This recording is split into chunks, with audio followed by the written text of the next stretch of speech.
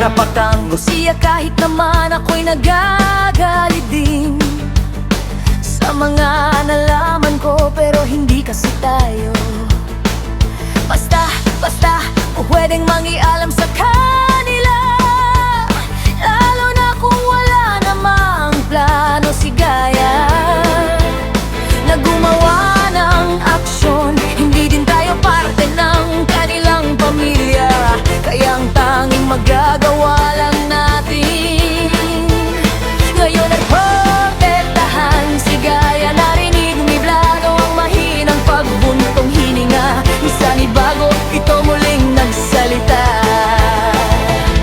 Pero kuya, paano kung mas lalo pang lumala?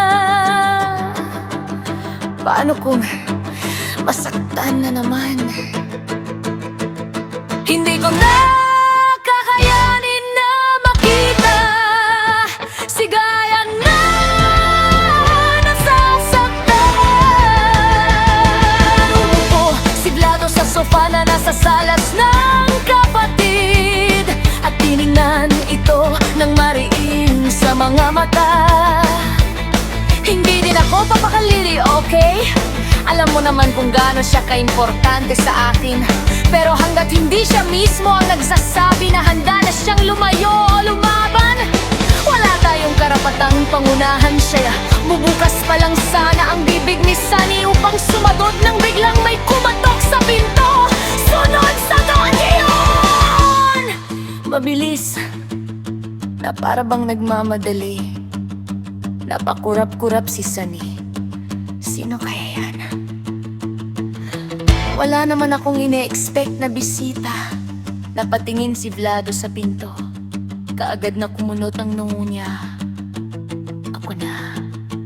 Tumayo siya at nilapitan ang pinto. Pagkabukas niya parang gusto na lang niya ulit pagsarahan ng pinto.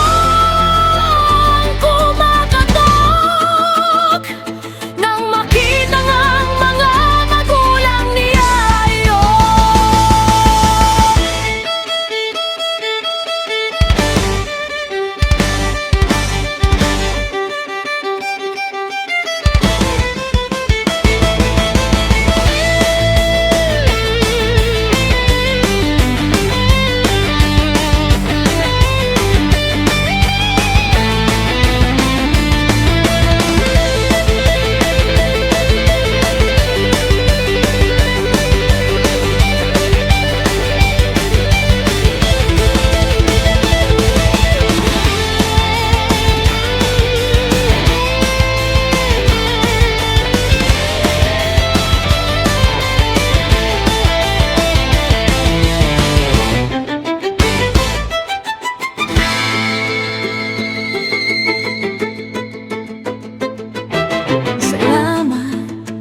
Aking kaibigan, at ikaw ay maasahan, at hindi mo ako pinabayaan.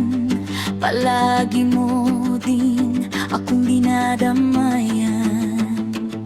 Kay tagal na kitang hinap, ngunit hindi kita mahagilap.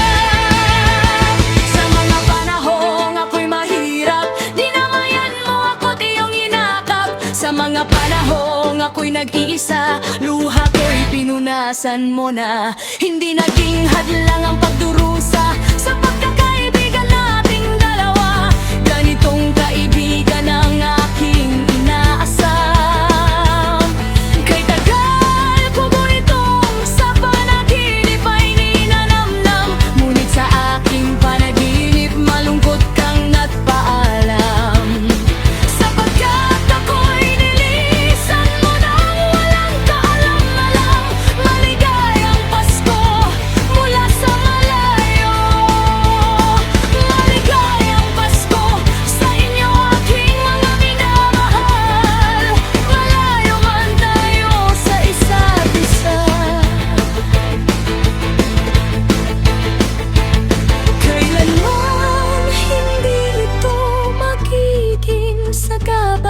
upang tayo ay mawalan ng pag-asa.